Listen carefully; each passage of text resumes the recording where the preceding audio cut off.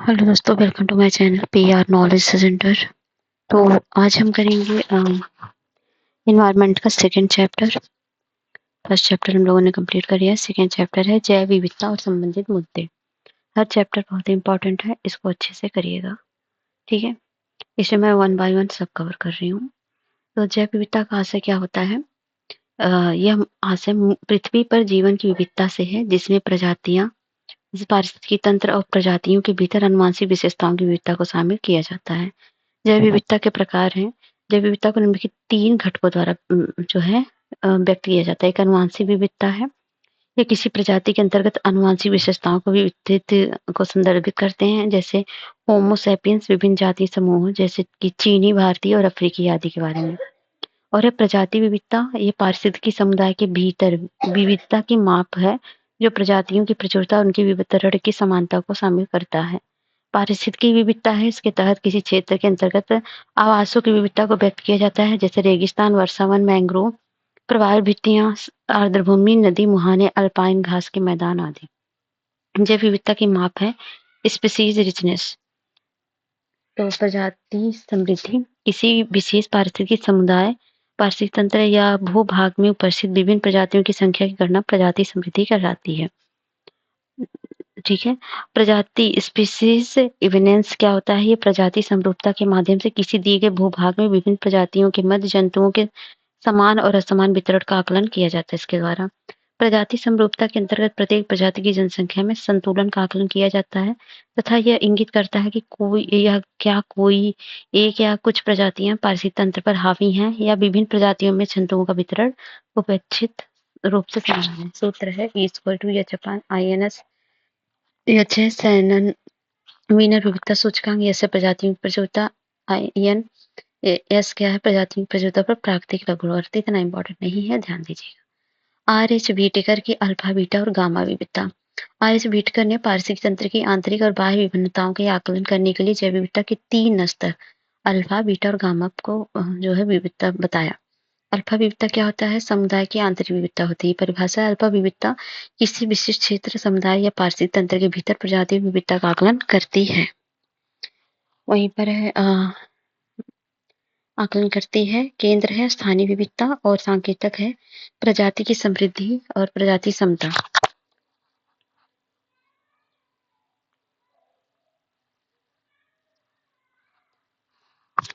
उदाहरण है इसका, यदि एक वन क्षेत्र में पादपों की 10 प्रजाति है, तो इस क्षेत्र को अल्फा विविधता 10 प्रजाति है, ऐसा कहा जाता है।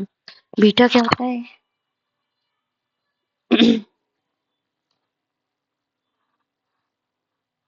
तो बीटा जो होता है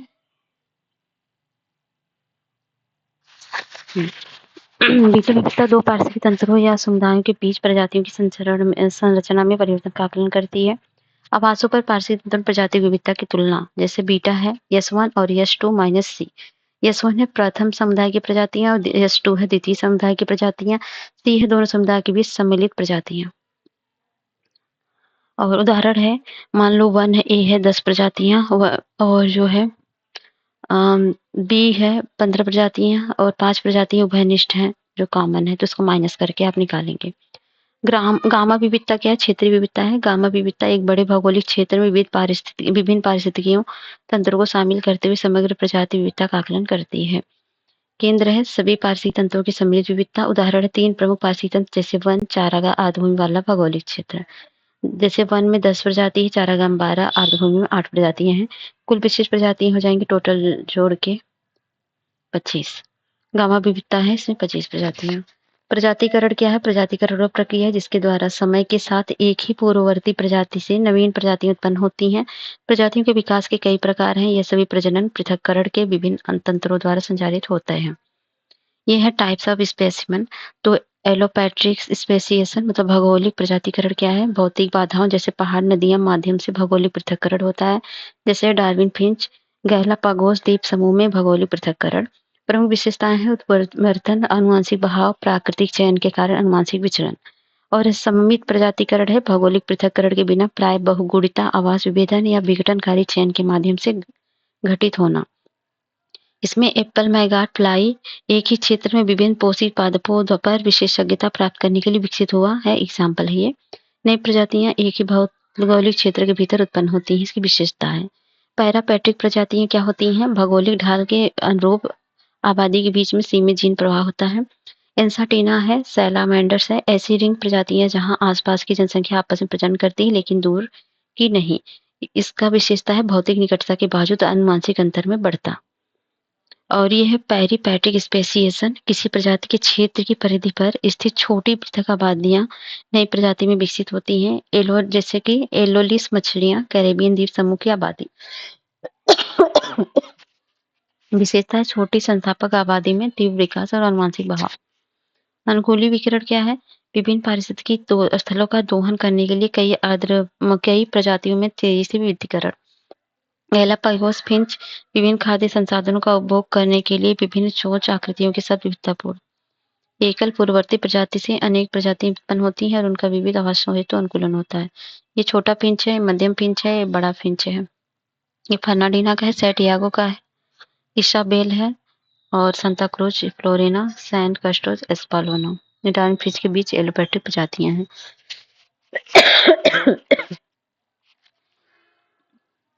इसमें देख सकते हैं सारे प्रजातियों के बारे में। पैरापैट्रिक प्रजातियां प्रजनन एनालिसिस छिपकली द्वारा, यहाँ पर देख सकते हो। ठीक है, पारिस्थितिक तंत्र संरक्षण में प्रजातियों की श्रेणियां।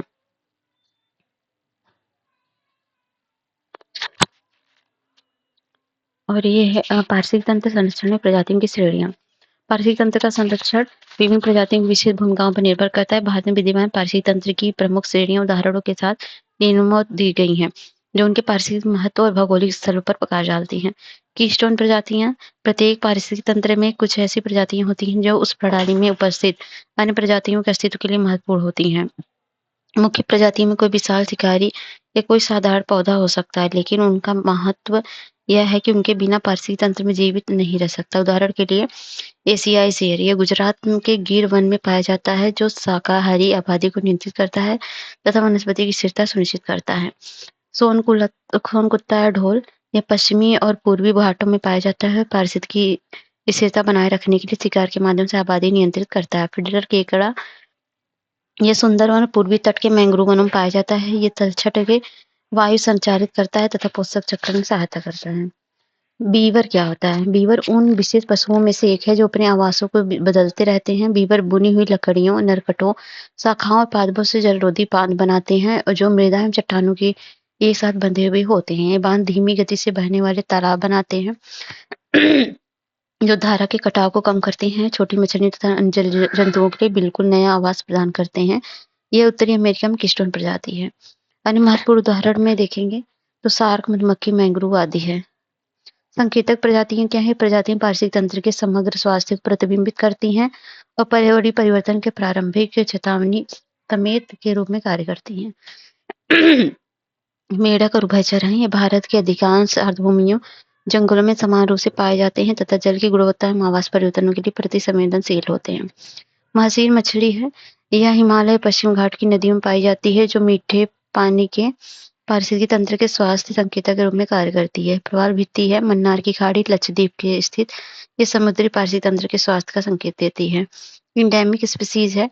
मूल निवास स्थानों, विशेष भौगोलिक क्षेत्र तक सीमित प्रजातियां अद्वितीय जैव विविधता का प्रतिनिधित्व करती हैं तथा इनके संरक्षण के लिए केंद्रीकृत प्रयासों की आवश्यकता होती है। शेर जैसे पूंछ वाला मकॉक, यह पश्चिमी घाट में पाया जाता है, जो कि वन पारिस्थितिक तंत्र संरक्षण में महत्वपूर्ण है। सकाई हिरण, यह मणिपुर की लोकटा झील की अद्वितीय प्रजाति है, जो आर्द्रभूमि पारिस्थितिक तंत्र के स्वास्थ्य पर प्रतिनिधित्व करती है। बेडोम का टोड, यह प्रजाति पश्चिम घाट तक सीमित है, जो सूक्ष्म आवास विशिष्टता को दर्शाता है। इन्वेसिव एलियन स्पीसीज, पारिस्थितिकी तंत्र में स्थानांतरित की गई या गैर देसी प्रजातियां अक्सर स्थलीय जैव विविधता को बाधित करती हैं और देसी प्रजातियों से प्रतिस्पर्धा में पिछड़ जाती हैं। जैसे वाटर हाइसिंथ, जैसे जलकुंभी। यह जलकुंभी भारत की अधिकांश आर्द्रभूमियों में पाई जाने वाली एक समस्या युक्त प्रजाति है, जो जल मार्गों को अवरुद्ध करती है और ऑक्सीजन को कम कर देती है, क्योंकि बहुत ज्यादा जल में फैल जाती है, जिससे ऑक्सीजन अंदर तक नहीं पहुंच पाता। प्रोसोपिस जूलीफ्लोरा, यह राजस्थान, तमिलनाडु, आंध्र प्रदेश में पाए जाने वाले कीट मृदा के रसायन को परिवर्तित कर देता है तथा स्थानीय वनस्पति को नकारात्मक रूप से प्रभावित करता है, जिससे स्थानीय वनस्पतियों की व्याप्ति में कमी आती है। अफ्रीकी कैटफिश या भारतीय नदियों और झीलों में पाए जाने वाला यह कीट स्थानीय मछलियों की आबादी के साथ प्रतिस्पर्धा करता है, उन्हें खतरे में डालता है। और प्रमुख प्रजातियां हैं फ्लैगशिप स्पीसीज। इसमें देखेंगे नाकारक प्रजातियों का उपयोग संरक्षण प्रयासों के लिए सार्वजनिक और वित्तीय समर्थन जुटाने हेतु किया जाता है। जैसे भारतीय हाथी, यह दक्षिण पूर्वोत्तर और मध्य भारत के जंगलों में निवास करता है तथा वन संरक्षण को बढ़ावा देता है।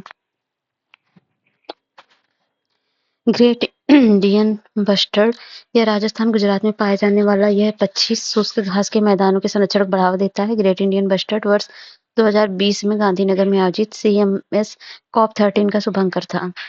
सगाई हिरण है, ये इसे मणिपुर की लोकटक झील में देखा जा सकता है जो वहां पर आदिभूमि संरक्षण को बढ़ावा देता है। अम्ब्रेला स्पीसीज, इस प्रजातियों को संरक्षित करने से उसके आवास और सह निवासी प्रजातियों के संरक्षण में सहायता मिलती है। जैसे बंगाल का टाइगर है, सुंदरबन, पश्चिम घाट और तराई घास के मैदानों में पाए जाते हैं। उनके संरक्षण में पारिस्थितिक तंत्र की व्यापक स्तर तक रक्षा की जा सकती है। काली गर्दन वाला सारस अरुणाचल प्रदेश के उच्च ऊंचाई वाले आर्द्रभूमि में पाया जाता है और अल्पाइन आर्द्रभूमि संरक्षण में बहुत योगदान करता है। भारतीय गैंडा है, इसे असम के काजीरंगा राष्ट्रीय उद्यान में संरक्षित किया जाता है, जो आर्द्रभूमि स्थलों की जैव विविधता को सुरक्षित रखने में हेल्पफुल होता है। आधारभूत प्रजातियां हैं, ये प्रजातियां पारिस्थितिकी तंत्र को जो है तंत्र को स्वरूप प्रदान करती है, इनका रखरखाव भी करती हैं तथा अन्य जीवों के लिए आवश्यक संरचना एवं संसाधन उपलब्ध कराती हैं। मैंग्रोव है, सुंदरबन में स्थित ये वृक्ष तटीय कटाव को रोकते हैं, मछलियों के लिए नर्सरी प्रदान करते हैं। पवित्र पीपल वृक्ष शहरी और ग्रामीण भूभागों में पाए जाने वाला यह पौधा परागकणों को सहायता प्रदान करता है और ऑक्सीजन उपलब्ध कराता है। 16 घास के मैदान, ये पश्चिम घाट में पाया जाता है और जल विज्ञान को विनियमित करने व स्थानीय प्रजातियों को सहारा देने के लिए महत्वपूर्ण माना जाता है। बार हेडेड गीज, ये हिमालय के ऊपर गर्म क्षेत्रों में लिए उड़ान भरते हैं। थर्मल रेगुलेशन, रेगिस्तानी छिपकलियां, ये गर्मी प्राप्त करने के लिए धूप में बैठती हैं और ठंडक पाने के लिए छाया में। हाथियां हैं, ये गर्मी दूर करने के लिए अपने बड़े कानों का उपयोग करती हैं, ठंडक प्राप्त करने के लिए मृदा में स्नान करती हैं। अच्छा, ये जीवों में समस्थापन भी था, मुझे लगा यहीं पर ठीक है, कोई बात नहीं। तो देखिए, समस्थापन जीवों के बाह्य वातावरण परिवर्तन के बावजूद स्थिर मतलब आंतरिक संतुलन बनाए रखने के लिए होता है। जैसे शारीरिक समस्थापन, ताप नियंत्रण के लिए मानव क्या करते हैं, गर्म मौसम में ठंडक पाने के लिए पसीना बहाना और ठंड मौसम में गर्मी उत्पन्न करने के लिए कपकपाते हैं। स्वान क्या होता है, डॉग्स शरीर का ताप नियंत्रित करने के लिए हाँफते हैं। ऑस्मो रेगुलेशन क्या होता है, मछलियां जो होती है समुद्री जल संरक्षण के लिए गाढ़ा मूत्र विसर्जित करती हैं, जबकि मीठे पानी की मछलियां अतिरिक्त जल को निकालने के लिए पतला मूत्र विसर्जित करती हैं। रक्त का शर्करा स्तर, भोजन के बाद इंसुलिन रक्त शर्करा को कम करता है, जबकि ग्लूकागॉन उपवास दौरान से बढ़ाता है। व्यवहारिक समस्थापन क्या है, माइग्रेशन, साइबेरिया क्रेन जो होता है अनुकूल परिस्थितियों के लिए भीषण सर्दियों के दौरान भारत की ओर प्रवास करते हैं। बार हेडेड की जी तो बताया मैंने। और ताप नियंत्रण की रेगिस्तानी छिपकली गर्मी प्राप्त करने के लिए धूप में बैठती है, ठंडक पाने के लिए छाया में। तो एलिफेंट के कान बड़े होते हैं भाई, तापमान को नियंत्रित करते हैं। चरम स्थितियों में अनुकूलन, शीत निद्रा, ये ध्रुवी भालू जो होता है ऊर्जा संरक्षण के लिए सर्दियों के दौरान निष्क्रिय अवस्था में हो जाता है। चमगादड़ शीतकाल में भोजन कमी से बचने के लिए गुफाओं में शीत निद्रा में पड़ा रहता है। एस्टिवेशन, गर्मी और सूखा, फुसफुस मछली जो होती है कीचड़ के अंदर दबकर और चयापचय गतिविधि को कम करके सूखे से बचे रहते हैं। घोंघे अपने खोल को बंद रखते हैं, अत्यधिक गर्मी के दौरान निष्क्रिय रहते हैं। डायपॉच, प्रतिकूल विकास स्थितियां, प्राणी प्लवक की भोजन की कमी या तापमान की चरम सीमा के दौरान विकास की प्रक्रिया को रोक देते हैं। विभिन्न पादपों के उदाहरण क्या है, रंध्र नियंत्रण, कैक्टस ये जल की हानि को न्यूनतम करने के लिए रात्रि में रंध्र खोलते हैं। धान के पौधे ये दोपहर की गर्मी के दौरान अत्यधिक जल हानि को रोकने के लिए रंध्रों को बंद रखते हैं। बीज प्रसूति क्या है, बबूर यह तनाव प्रतिरोधी बीज उत्पन्न करता है जो रेगिस्तान में वर्षा के बाद अंकुरित होते हैं। और लोटस क्या है, ये बीज सदियों तक निष्क्रिय रह सकते हैं और परिस्थितिकी अनुकूलन होने पर अंकुरित हो सकते हैं। सूक्ष्मजीवों का उदाहरण है बीजाणु निर्माण, बैक्टीरिया अत्यधिक गर्मी या शुष्कता से बचने के लिए एंडोस्पर्म स्पोर्स का निर्माण करते हैं। कवक के सूखे या पोषक तत्वों की कमी जैसे प्रतिकूल परिस्थितियों के सहने के लिए बीजाणु उत्पन्न करते हैं। जैव विविधता, गतिशीलता, स्थानिकता और जैव संधान और बायो पायरेसी, ये सब क्या है। तो इंडेमिज्म क्या होता है, पहले स्थानिकता क्या होती है, स्थानिकता एंडेमिज्म से तात्पर्य उस परिस्थिति की स्थिति से है जहाँ कोई प्रजाति विशेष रूप से किसी विशेष भौगोलिक क्षेत्र में पाई जाती है। उदाहरण के लिए कोई द्वीप, राष्ट्र, देश या विशिष्ट निवास स्थान की। यदि किसी विशेष स्थान के मूल निवासी पादप या जंतु अन्य स्थानों पर पाए जाते हैं तो उन्हें स्थानिक नहीं माना जाता है, जैसे लाल चंदन, पीपल वृक्ष, बरगद और नीम का वृक्ष सब। तो स्थानिकता के विपरीत अवधारणा वैश्विक वितरण की है, जहाँ एक प्रजाति व्यापक रूप से फैली हुई है और विभिन्न क्षेत्रों के आवासों में पाई जाती है। ये 23-24 दोनों में पूछा गया क्वेश्चन है। विश्व के देसी प्रजातियों को ध्यान से देखिएगा। देसी और स्थानीय प्रजातियों के बीच मुख्य अंतर, यह देसी प्रजातियों के कई क्षेत्रों में पाई जा सकती हैं और जबकि स्थानीय प्रजातियां केवल विशिष्ट क्षेत्रों में ही पाई जाती हैं। भारत में देखेंगे महत्वपूर्ण देसी जीव जंतु कौन है? रॉयल बंगाल टाइगर है, एशियाई हाथी है, भारतीय मोर है, शेर पूंछ वाला मैकॉक है। ये क्या है? देसी जीव जंतु है। महत्वपूर्ण देसी पौधे हैं बरगद का वृक्ष, भारतीय चंदन, नीम। और सुपर फूड फल सब्जियां हैं मोरिंग, आम, केला, हल्दी, इलायची। ब्राजील का क्या है? जगुआर है, जाइंट एंटीटर है, कैपिबारा है, अमेजॉन रिवर डॉल्फिन है। और वहाँ के देसी क्या है? अकाई पाम, ब्राजील नट, वृक्ष रबर वृक्ष, अकाई बेरी, अनानास, अमरूद, ब्राजील नट ये सब है। इंडोनेशिया का है कोमाडो ड्रैगन, ओरगुंटान, बाला स्टर्लिंग। और यहाँ लौंग का वृक्ष, सागौन, मैंग्रोव है। इंडोनेशिया का स्वदेशी मतलब क्या बोलते हैं? देसी पौधे। जायफल, लौंग और ड्यूरियन कॉफी है इंडोनेशिया का। मेडागास्कर का है इंद्री रिंग टेल्ड लेमूर, टमाटर, मेढक और बाओबाब ट्रैवलर्स पाम है। और बेनीला लीची बाओबाब फल है। ऑस्ट्रेलिया का kangaroo, koala, emu platypus, eucalyptus wattle waratah है। और मैकाडामिया नट, ककाडो प्लम और वटल सीड है। दक्षिण अफ्रीका का अफ्रीकी हाथी, चीता, सफेद गैंडा, मीरकट है। बाओबाब प्रोटिया येलो पौधे हैं। और मरूला फल, रुबेबोस चाय, बाओबाब पाउडर ये सब है। और चीन का है विशाल पांडा, लाल पांडा, सुनहरा नुकीला बंदर, बांस की जिंकगो, बिलोबा, चीनी चाय का पौधा और लीची, सोयाबीन, जोजी बेरी ये सब है। अमेरिका का अमेरिकन बाइसन है, बर्ड ईगर है, ग्रिजली भालू है, विशाल सुखोइया जो सुआ वृक्ष प्रेरी घास है। मक्का, क्रैनबेरी, बादाम, एवोकाडो है। न्यूजीलैंड का कीवी काकापो है, तुआ तारा है, पोहुतु कावा कावरी वृक्ष, मनुका है, कीवी फल, मनुका तहत ये सब न्यूजीलैंड का। मेक्सिको का है axolotl, jaguarundi, Mexican grey wolf, agave nopal और एवोकाडो, टमाटर, वेनिला, मक्का ये सब है। इंडेमिक स्पीशीज देश है, स्थानीय पशु पक्षी प्रजातियां, स्थानीय वनस्पति प्रजातियां सब है। भारत का है एशियाई शेर, शेर वाला मैकॉक, कश्मीरी बारहसिंगा, नीलगिरी तहर। और स्थानीय में नीलगिरी माउंटेन, होली, भारतीय रोजवुड, बेडरोम ओक, अंडमान और निकोबार द्वीप समूह पाम। ऑस्ट्रेलिया का है प्लेटिपस, कोआला, वोम्बैट, तस्मानियाई डेविल, छोटी चोंच वाली इकिडना। और यूकेलिप्टस है बैक्सिया वार्टा, कंगारू पाव ये सब है। ब्राजील का है गोल्डन लासेंस, पीट वाइपर, ब्राजीलियाई मर्सेंजर, उकारी बंदर। और ब्राजील नट ट्री पाव ब्राजील कैक्टो सार्टाओ। मेडागास्कर है इंद्री, जो कि ईपीपीसी 2022 में पूछा था। ए है डोबैंटोनिया मेगागास्केरियोसिस पोवा, रिंग टेल्ड लेमूर और baobab traveller palm, Madagascar periwinkle ये सब है। न्यूजीलैंड का है कीवी ककापो, तुतारा न्यूजीलैंड समुद्री शेर और पोहुतुकावा मुनका कौरी वृक्ष ये सब है।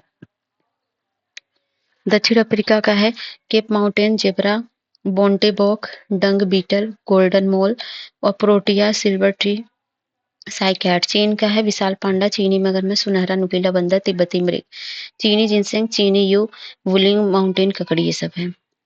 नेक्स्ट है इंडोनेशिया का है कोमोडो ड्रैगन, जावन गैंडा, Sumatra tiger, rafflesia Indonesia, orchid long ये सब है इंडोनेशिया का। अमेरिका का है California condor, Hawaiian monk seal, San Joaquin kit fox, bison है।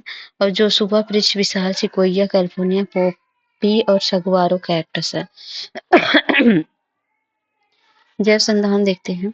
जैव विविधता का अन्वेषण जिसमें व्यावसायिक रूप से मूल्यवान आनुवंशिक संसाधन और जैव संसाधन की खोज की जाती है, इसको बोलते हैं जैव संधान। जैव चोरी क्या है? इसमें जैव विविधता वाले विकासशील देशों से आनुवंशिक संसाधनों और पारंपरिक ज्ञान को अनधिकृत रूप से लेना शामिल है।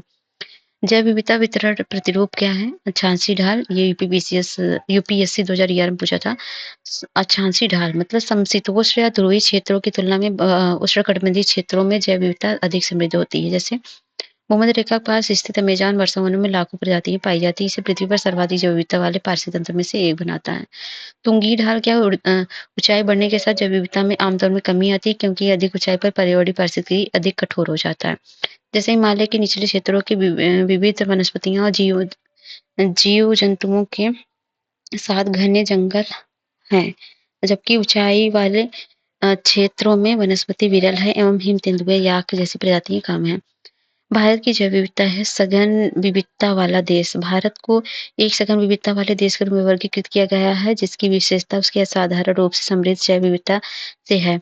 यह देश जो कि पृथ्वी के क्षेत्रफल का 10% भाग धारण करता है, लगभग 70% स्थलीय जैविक विविधताओं का पर्यावरण है।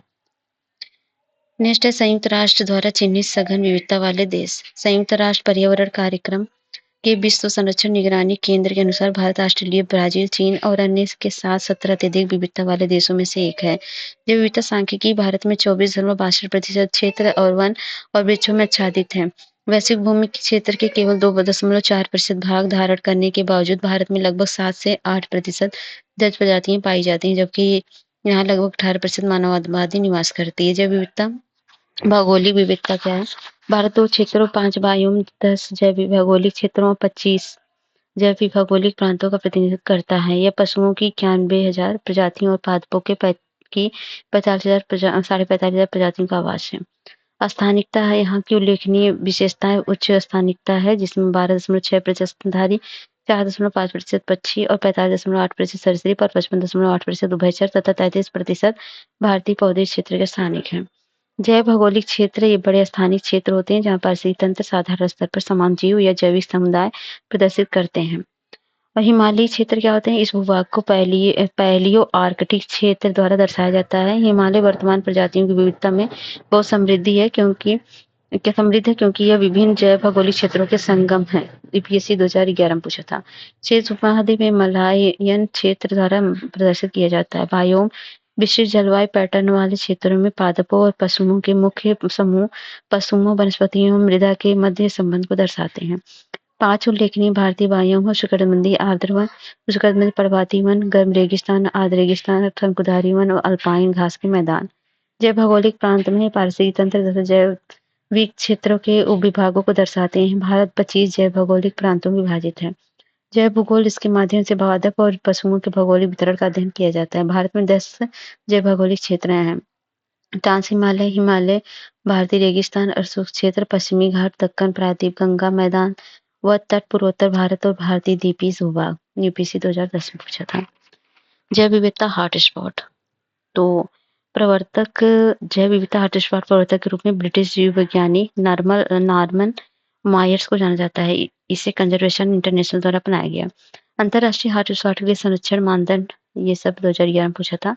स्थानिकता क्या होती है? एंडेमिज्म, ये तो पता चला ना। स्थानिक रूप से संवहनी पादपों की कम से कम 1500 प्रजातियां होनी चाहिए। ठीक है।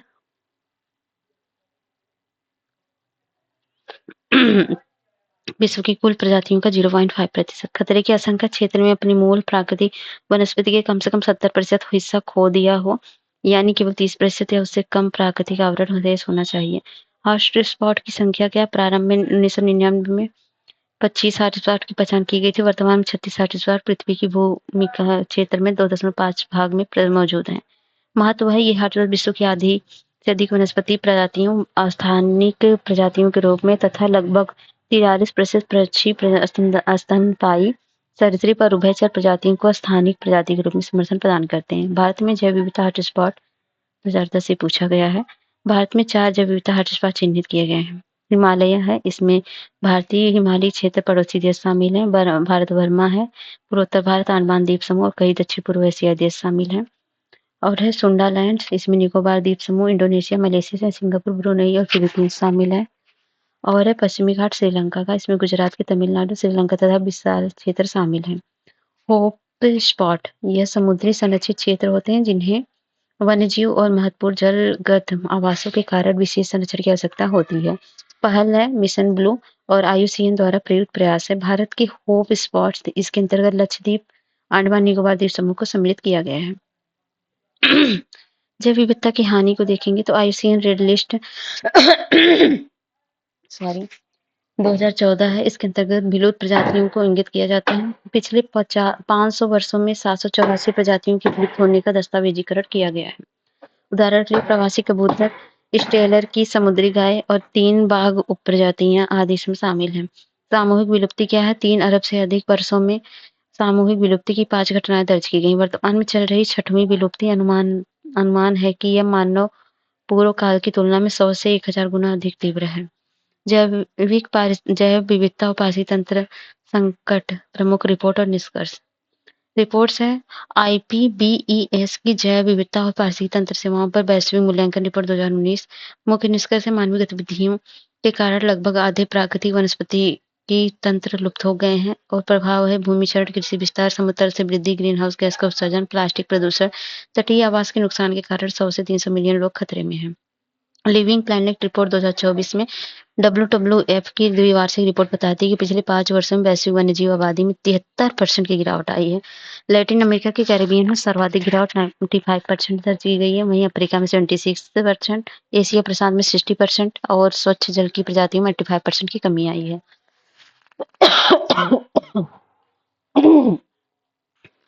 State of birds 2022 world life international की वार्षिक रिपोर्ट में बताया गया कि विश्व स्तर पर 49% प्रजातियां तेजी से विलुप्त हो रही हैं। हर 8 में से एक प्रजाति विलुप्त होने के खतरे का सामना कर रही है। ट्रैफिक कास्ट के प्रभाव को एक बड़े खतरे के रूप में पहचाना गया है जो पारिस्थितिकी तंत्र संतुलन को प्रभावित कर रहा है। जैव विविधता ह्रास के प्रमुख कारण है प्राकृतिक पारिस्थितिकी अवरोध, मौसम, जंगली आग, बाढ़ और ज्वालामुखी विस्फोट के कारण पारिस्थितिकी तंत्र में अस्थायी परिवर्तन होते हैं। प्राकृतिक उथल-पुथल पारिस्थितिकी उत्तराधिकार का हिस्सा है और ये आमतौर पर पारिस्थितिकी तंत्र द्वारा अनुकूलित होते हैं। एविल क्वार्टेट प्रमुख कारण पर्यावरण हानि, वनों की कटाई, शहरीकरण जैसी गतिविधियों के कारण प्रजातियों के लिए आवास में कमी आ रही है। अतिउपयोग, प्राकृतिक संसाधन के अत्यधिक उपयोग से मछलियां और वृक्षों जैसे प्रजातियों का ह्रास हो रहा है। तो विदेशी प्रजातियां, गैर देशी प्रजातियों का प्रवेश जो पारिस्थितिकी तंत्र को नकारात्मक रूप से प्रभावित करती हैं। द्वितीयक विलुप्ति है एक प्रजाति के विलुप्त होने से उस पर निर्भर अन्य प्रजातियों का भी विनाश हो जाता है। विश्व वन्यजीव कोष के अनुसार 6 प्रमुख खतरे हैं: कृषि, शिकार, लकड़ी काटना, प्रदूषक और आक्रामक प्रजातियां जलवायु परिवर्तन जैव विविधता की हानि में योगदान करते हैं। आवास की हानि और विखंडता है, आवासीय ह्रास होता है, आवास विखंडन और अवरोधन प्रभाव सब है। विदेशी प्रजातियों का आक्रमण क्या है? गैर देशी प्रजातियां तेजी से फैल रही हैं और देशी जैव विविधता के लिए खतरा बन जाती हैं। अतिदोहन होता है, ओवर एक्सप्लॉयटेशन प्राकृतिक संसाधनों के अत्यधिक उपयोग से समुद्री मछली, व्हेल और वृक्ष जैसी प्रजातियां खतरे में पड़ रही हैं। प्रजाति विलुप्ति होती है। और अनुवांशिक रूप से संशोधित जीव क्या है? अनुवांशिक संशोधन में GMO प्रजातियों का प्रभाव बढ़ सकता है जिसमें जैव विविधता कम हो जाती है और अनपेक्षित प्रभाव और परंपरागत जैव विविधता की हानि में योगदान कर सकते हैं। वन्यजीव व्यापार है, अस्थिर कटाई, व्यापार से वन्यजीव जैव विविधता खतरा होता है। प्रदूषण, जलवायु परिवर्तन, महासागरीय अम्लीकरण समुद्री जैव विविधता को प्रभावित करते हैं। जैव विविधता ह्रास के परिणाम क्या हैं? जैसे आजीविका पर प्रभाव, पारिस्थितिकी तंत्र सेवाओं में परिवर्तन से आजीविका, आय और प्रवासन में प्रभावित होते हैं। जैव विविधता की हानि से रोगों के संभावित उपचार की खोज सीमित हो सकती है। खाद्य एवं पोषण सुरक्षा संकट होता है जिसमें जैव विविधता खाद्य उत्पादन, सतत मृदा उत्पादक को प्रभावित करते हैं, पोषण स्तर को भी प्रभावित करते हैं। मानव पशु संघर्ष से जंगली पशुओं और मनुष्यों के बीच परस्पर क्रिया से जैव विविधता पर नकारात्मक प्रभाव पड़ता है। मानव पशु संघर्ष के लिए निवारण और शमन रणनीतियां तैयार करनी चाहिए। कृत्रिम और प्राकृतिक बाधाएं, सुरक्षा, वैकल्पिक पशुपालन पद्धतियां, स्थानांतरण, अपशिष्ट प्रबंधन एवं समुदाय आधारित प्रबंधन की सहायता से इसे रेखांकित किया जा सकता है। वह संरक्षण, जैव विविधता की हानि, प्राकृतिक वध, भुखमरी, बीमारी, शिकार जैसी प्राकृतिक प्रक्रियाएं जनसंख्या को नियंत्रित करती हैं। मानव द्वारा नियंत्रित वध, मानव पशु संघर्ष जीवन तथा आजीविका को खतरे के कारण वन्यजीव जनसंख्या प्रबंधन के लिए आवश्यक है। आवास क्षति कारण जूनोसिस में वृद्धि, तो यह है आवास क्षति कारण जूनोसिस में वृद्धि होती है और जूनोटिक रोग का आशय पशुओं से मनुष्य में संचारित होने वाले रोगों से है, तो पता ही होगा। जैविक अंतःक्रियाओं में प्रतिकूल परिवर्तन, पारिस्थितिकी तंत्र में प्रजातियों की घटती भूमिका और स्थान प्रतिकूल परिवर्तन का कारण बनते हैं। तितलियों की जनसंख्या में गिरावट के परिणाम क्या है? यूपीएससी 2017 में पूछा था। परागण में कमी, कई पौधे परागण के लिए तितलियों पर निर्भर होते हैं। तितलियों की संख्या में गिरावट उनके प्रजनन और अस्तित्व पर नकारात्मक प्रभाव डालती है। खाद्य श्रृंखला पर प्रभाव, तितलियां ततैया, मकड़ियां और पक्षियों जैसे जीव के लिए शिकार का काम करती हैं। उनकी संख्या में कमी इन प्रजातियों की जनसंख्या को बाधित कर सकती है। स्वस्थानीय, जिसे इन सीटू बोलते हैं। संरक्षण का तात्पर्य प्रजातियों के प्राकृतिक आवास में उनके संरक्षण से है, मतलब उन्हीं के आवास में उनका संरक्षण किया जाए, जिससे वे अपने जो विकासात्मक प्रक्रियाओं को जारी रख सके। या बाह्य स्थानीय, मतलब इस सीटू कंजर्वेशन के विपरीत है, जिसमें प्रजातियों के प्राकृतिक पर्यावरण के बाहर रखा जाता है, जैसे चिड़ियाघर, वनस्पति उद्यान में। मेथड क्या है? प्रोटेक्टेड एरिया, प्रजातियों को उनके आवास में संरक्षित करने के लिए राष्ट्रीय उद्यान, वन्यजीव अभ्यारण्य, जैवमंडल रिजर्व की स्थापना करना। सामुदायिक भागीदारी, शिक्षा और सतत आजीविका विकल्प प्रदान करके संरक्षण प्रयासों में स्थानीय समुदायों को शामिल करना। नियमन है, लुप्तप्राय प्रजातियों को उनके आवासों की रक्षा करने वाले कानूनों को लागू करना। उदाहरण के लिए भारत में वन्यजीव संरक्षण अधिनियम 1972। जीर्णोद्धार परियोजना, प्रजातियों के लिए प्राकृतिक आवास को बहाल करने के लिए बिगड़े हुए पारिस्थितिक तंत्र का पुनर्वास करना। बायोस्फीयर रिजर्व, वे स्थलीय, समुद्री और तटीय पारिस्थितिक तंत्रों से जुड़े विशाल संरक्षित क्षेत्र होते हैं। यूनेस्को के मानव जैवमंडल कार्यक्रम के अंतर्गत कुछ ही जैवमंडल रिजर्व को मान्यता दी गई। सतत विकास के लिए शिक्षण संस्थान और देश के संप्रभु क्षेत्राधिकार के अंतर्गत प्रबंधित ये सब चीजें हैं। सेविलिय रणनीति क्या है? सेविलिय रणनीति को 1995 में बनाया गया था, जिसमें बायोस्फीयर रिजर्व के लिए समुदाय आधारित दृष्टिकोण को बल दिया गया। इसमें वैज्ञानिक अनुसंधान के साथ साथ सामाजिक, सांस्कृतिक और आध्यात्मिक और आर्थिक आवश्यकताएं भी शामिल हैं। कोर बफर स्ट्रैटेजी क्या है? कोर एरिया क्या है? ये क्षेत्र पूर्णतः संरक्षित होते हैं, अतः ये बिना किसी मानवीय गतिविधि के संरक्षित होते हैं। मध्यवर्ती क्षेत्र, इसके अंतर्गत अनुसंधान, निगरानी और शिक्षा के लिए सीमित मानवीय गतिविधि की अनुमति दी जाती है। संक्रमण क्षेत्र, इसके अंतर्गत पारिस्थितिक रूप से सतत मानव बसावट और आर्थिक गतिविधियों की अनुमति दी जाती है। जैसे ये है मनोरंजन का पर्यावरण, शिक्षा, आर्थिक विकास, प्रकृति संरक्षण और अनुसंधान और निगरानी के लिए ये एरिया मुख्य क्षेत्र है। मध्यवर्ती संक्रमण क्षेत्र यहाँ पर देख सकते हैं। संरक्षण की दृष्टि से संरक्षित क्षेत्र हैं, संरक्षित क्षेत्र हैं, आरक्षित क्षेत्र है, वन्यजीव अभ्यारण्य है, फिर राष्ट्रीय उद्यान सबसे ज्यादा है। ये 2014 में पूछा है। शहरी क्षेत्रों में छोटे वनों के निर्माण के लिए मियावाकी पद्धति सुप्रसिद्ध है। सामुदायिक और संरक्षण रिजर्व तो क्या है, ये देखते हैं। तो सामुदायिक और संरक्षण रिजर्व जो है 2002 WPS संशोधन 2002। सामुदायिक और संरक्षण रिजर्व को वन्यजीव संरक्षण अधिनियम 1972 के अंतर्गत अपनाया गया, जिसे 2002 में संशोधित किया गया था। सामुदायिक भागीदारी के साथ जैव विविधता संरक्षण को बढ़ावा देने के लिए सामुदायिक रिजर्व और संरक्षण रिजर्व की शुरुआत की गई। कम्युनिटी रिजर्व क्या है? उसका उद्देश्य सक्रिय सामुदायिक भागीदारी के पारिस्थितिक तंत्र की रक्षा करना। मैनेजमेंट है, स्थानीय समुदाय संरक्षण में सहयोग करते हैं तथा संसाधनों के सतत उपयोग के साथ जैव विविधता संरक्षण में संतुलन बनाते हैं। समुदायों के अधिकार हैं, समुदाय स्थायी रूप से वन संसाधन तक पहुंच सकते हैं, लेकिन जैव विविधता को नुकसान पहुंचाने वाली गतिविधियों पर प्रतिबंध है। और कंजर्वेशन रिजर्व क्या है? उद्देश्य, पर्पज इनका है मौजूदा संरक्षित क्षेत्रों के बाहर वन्यजीव आवासों की रक्षा करता है, जो बफर जोन के रूप में कार्य करते हैं। मैनेजमेंट है, सरकार द्वारा इनका प्रबंधन किया जाता है। समुदायों के अधिकार है, सीमित, सतत और संसाधन उपयोग पर ध्यान केंद्रित करना। Sacred groves in India, Bharat में पवित्र उपवन है।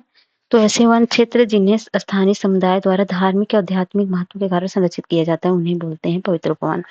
इसके एग्जाम्पल है साउथ इंडिया में, केरल में काऊ उपवन भगवती जैसे देवी को समर्पित है। मध्य भारत में है भोरम देव पवित्र उपवन, धार्मिक प्रथाओं के कारण संरक्षित है। पूर्वोत्तर में है मेघालय सोहरा पवित्र उपवन, चेरापूंजी क्षेत्र में जैव विविधता समृद्ध है। नागालैंड में मोकोंग चुंग पवित्र उपवन, जो एवो जनजाति की परंपराओं के अभिन्न अंग है। मणिपुर में लोकटक झील पवित्र उपवन पारिस्थितिक तंत्र और आध्यात्मिक दोनों के लिए महत्वपूर्ण है। प्राकृतिक रूप से संवेदनशील क्षेत्र, ठीक है।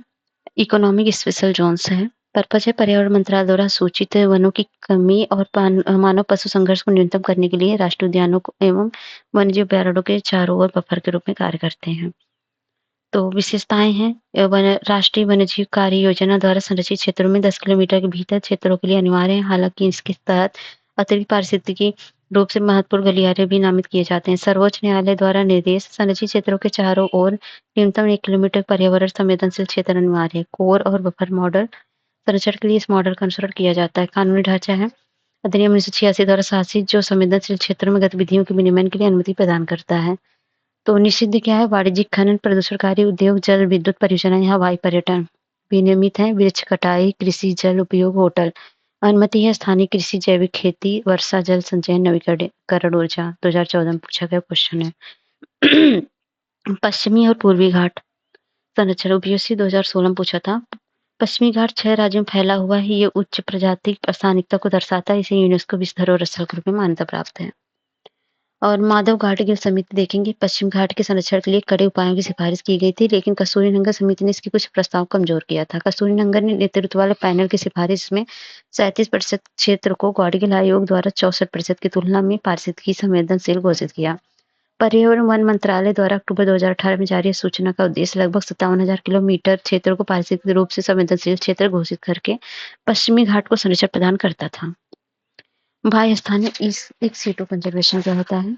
अभी तो बताया गया, मतलब पर्यावरण से इनके स्थान से हटा के दूसरे स्थान पर रखना। प्राणी उद्यान है, जैसे पशु संरक्षण प्रजनन के लिए उनको बाहर रखा जाता है। बोटानिकल गार्डन होता है पादपों की प्रजातियों के संरक्षण के लिए, 2011 में पूछा था। वन्यजीव सफारी पार्क है अर्ध प्राकृतिक परिवेश में वन्यजीव के संरक्षण के लिए।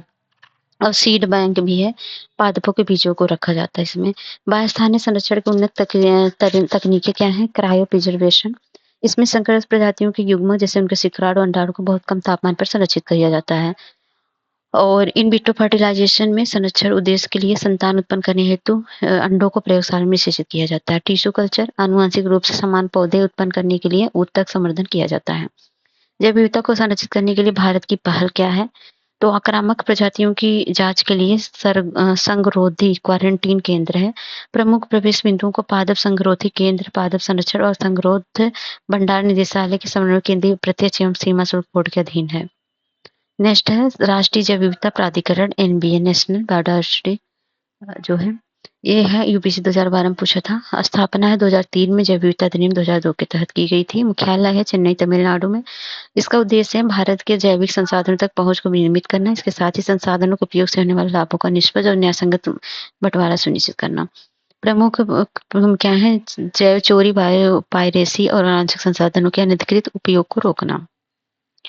पर्यावरण संरक्षण हेतु ऐतिहासिक नागरिक आंदोलन है। सुंदरलाल बहुगुणा हिमालय के रक्षक और पर्यावरण गांधी के रूप में पहचाने जाने वाले पर्यावरणविद ने चिपको तथा टिहरी बांध आंदोलन का नेतृत्व किया था।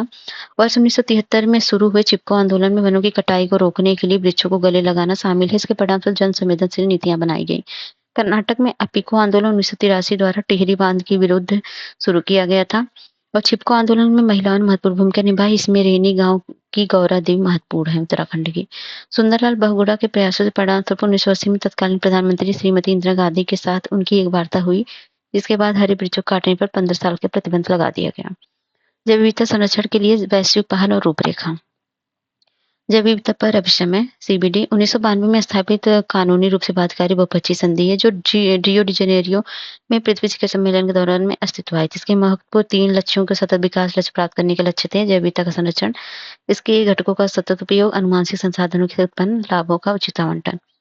जैव सुरक्षा पर कार्टाजेना प्रोटोकॉल 2000 में अपनाया गया एक अंतर्राष्ट्रीय समझौता है, जो जैव विविधता का अभिसमय का अंग है। 2003 में लागू हुआ। यह आधुनिक जैव प्रौद्योगिकी से उत्पन्न जीवित संशोधित जीवों के सुरक्षित संचालन, परिवहन और उपयोग पर ध्यान केंद्रित करता है। इसका उद्देश्य है विकास, हस्तांतरण, लाभ साझाकरण और जैव सुरक्षा मुद्दों का समाधान।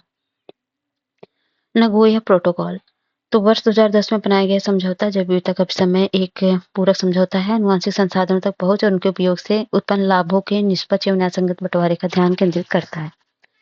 ये भी यूपीएससी 2023 में पूछा था। इसका उद्देश्य साकार करने के लिए महत्वपूर्ण है। जैव विविधता प्रबंधन समितियों के पास पहुंच और लाभ साझा करने के निर्धारक जैसे अनेक महत्वपूर्ण कार्य हैं। ठीक है, आईची जैव विविधता लक्ष्य। जैव विविधता के लिए रणनीतिक योजना 2011 से 20 के एक भाग के रूप में 2014 में जैव विविधता पर अभिसमय COP 12 में इस पर सहमति हुई। इसमें जैव विविधता हानि के अंतर्निहित कारणों का समाधान करना, प्रत्येक दबाव को कम करना, पारिस्थितिक तंत्र की सुरक्षा करना, जैव विविधता को लाभ पहुंचाना और सहभागी प्रबंधन को बढ़ावा देना शामिल है। नेक्स्ट है संयुक्त राष्ट्र का जैव विविधता पर अभिसमय COP 15 और 2022 में मॉन्ट्रियल कनाडा का।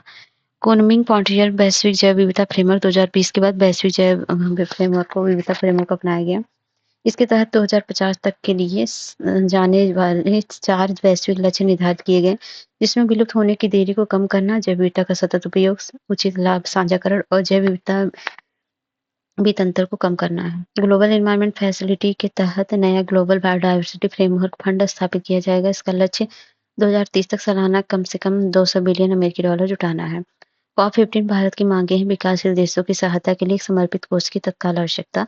जैव विविधता संरक्षण के लिए सामान्य लेकिन विभेदित जिम्मेदारियों और संबंधित क्षमताओं पर बल दिया जाना आवश्यक है। 2020 के बाद वैश्विक जैव विविधता रूपरेखा कुनमिंग मॉन्ट्रियल प्रोटोकॉल 2050 तक का 4 वैश्विक लक्ष्य, सभी प्रजातियों की विलुप्ति दर और खतरे को 10 गुना कम करना, जैव विविधता का सतत उपयोग, उचित लाभ साझाकरण तथा कुनमिंग मॉन्ट्रियल वैश्विक जैव विविधता ढांचे को लागू करने के लिए पर्याप्त वित्त प्रौद्योगिकी जिससे प्रतिवर्ष $700 बिलियन जैव विविधता वित्त अंतर का धीरे-धीरे कम किया जा सके। ये सब 3 चीजें हैं। खाद्य एवं कृषि के लिए पादप आनुवंशिक संसाधनों पर अंतर्राष्ट्रीय संधि PGRF है। ये 2014 में पूछा था। इसे अंतर्राष्ट्रीय बीज संधि के नाम से भी जाना जाता है, जो जैव विविधता पर समय के साथ संरेखित है। खाद्य सुरक्षा की गारंटी देने का लक्ष्य पादपों के आनुवंशिक संसाधनों के संरक्षण, आदान प्रदान और सतत उपयोग के माध्यम से निष्पक्ष एवं न्यायसंगत लाभ साझाकरण सुनिश्चित करता है। वन एवं भूदृश्य पुनरुद्धार पर वैश्विक भागीदारी, ये लुप्त एवं क्षीण वनों को पुनः स्थापित करने के लिए एक वैश्विक नेटवर्क है। IUCN द्वारा आरंभ किया गया था। वाहन चैलेंज तहत संरेखित लक्ष्य 2020 तक 150 मिलियन हेक्टेयर और 2030 तक 50 मिलियन हेक्टेयर भूमि का पुनर्स्थापन करना है। और है बान चैलेंज। ये बान चैलेंज क्या है? यूपीएससी 2021 पूछा था। 2011 में शुरू किया गया था। जर्मनी सरकार और IUCN इस योजना का लक्ष्य 2030 तक 350 मिलियन हेक्टेयर वन रहित शरद भूमि को पुनः स्थापित करना था न्यूयॉर्क वन घोषणा के अंतर्गत। भारत स्वेच्छा से इस योजना में शामिल हुआ। इसके अंतर्गत 2030 तक 26 मिलियन हेक्टेयर भूमि को बहाल करने का संकल्प किया गया है। वन क्षेत्र पुनरुद्धार LR क्या है? इसे 2000 में IUCN और WWF द्वारा निर्मित वन क्षेत्र पुनरुद्धार पहल का उद्देश्य पारिस्थितिक अखंडता को पुनः प्राप्त करना तथा वनों की कटाई और क्षीण हो चुके भूदृश्यों में मानव कल्याण को बढ़ाना है। जैव विविधता पारिस्थितिक तंत्र सेवाओं पर अंतर सरकारी विज्ञान नीति मंच है IPBES। ये जर्मनी के बार्न स्थित IPBES में भारत सहित कुल 150 सदस्य हैं। पृथ्वी पर अनुमानतः 8 मिलियन प्रजातियां, जिनमें से 1 मिलियन प्रजातियां विलुप्त होने के कगार पर है। इनमें 40% उभयचर, 33% चट्टान पर बनने वाले प्रवाल, एक तिहाई से अधिक समुद्री स्तनधारी शामिल हैं। IPBES को अक्सर जैव विविधता के लिए जलवायु परिवर्तन पर अंतर सरकारी पैनल कहा जाता है। 1वीं विश्व वानिकी कांग्रेस और सियोल घोषणा। दक्षिण कोरिया की राजधानी सियोल में आयोजित इस कार्यक्रम का विषय था वनों के साथ हरित, स्वस्थ, लचीले भविष्य का निर्माण करना। FAO जो 1954 में जिम्मेदारी सौंपी गई तत्वावधान में वर्ष 1926 में हर 6 साल में आयोजित किया जाता है और मेजबान देश की सरकार द्वारा संचालित किया जाता है। सियोल घोषणा इसमें चक्राकार और जैव अर्थव्यवस्था की ओर संक्रमण तथा जलवायु तटस्थता प्राप्त करने पर बल दिया जाता है। संयुक्त राष्ट्र द्वारा महत्वपूर्ण पहले क्या है? 2017 से 30 तक वनों के लिए संयुक्त राष्ट्र रणनीतिक योजना। 2017 में वनों तक पर संयुक्त राष्ट्र फोरम अपनाया गया और संयुक्त राष्ट्र महासभा द्वारा समर्थित किया गया। इसमें 6 वैश्विक वन लक्ष्य शामिल हैं, जिसमें वर्ष 2030 तक 26 से संबंधित लक्ष्य प्राप्त किए जाने हैं। इसमें वर्ष 2030 तक वैश्विक वन क्षेत्र को 3% तक बढ़ाने का स्वैच्छिक और सार्वभौमिक लक्ष्य शामिल है, 120 मिलियन हेक्टेयर की वृद्धि के बराबर। पारिस्थितिक तंत्र बहाली का दशक 2021 से 30 तक है, जिसे महासभा द्वारा पारिस्थितिक तंत्र बहाली के दशक घोषित किया गया। जैव विविधता वित्त पहल क्या है? BIOFIN. ये पहल UNDP द्वारा 2012 में प्रारंभ किया गया था। इसमें राष्ट्रीय स्तर पर जैव विविधता में वित्त अंतर को दूर करना शामिल है। राष्ट्रीय जैव विविधता कार्य योजना को लागू और राष्ट्रीय जैव विविधता लक्ष्यों को प्राप्त करने की दिशा में प्रगति करने में सहायता करता है। भारत में बायोफिन आयोजन राष्ट्रीय जैव विविधता प्राधिकरण द्वारा किया जाता है, जो राज्य जैव विविधता बोर्डों के साथ मिलकर कार्य करता है तथा इसमें भारतीय वन्यजीव संस्थान और राष्ट्रीय लोक वित्त एवं नीति संस्थान की तकनीकी सहायता भी शामिल है। तो ये रहा पूरा का दूसरा चैप्टर कंप्लीट हुआ। अब इसी तरह हम तीसरा चैप्टर अगले वीडियो में करेंगे। तो वीडियो अगर पसंद आता है लाइक शेयर सब्सक्राइब करें। मिलते हैं नेक्स्ट वीडियो में। तब तक जय हिंद, जय भारत।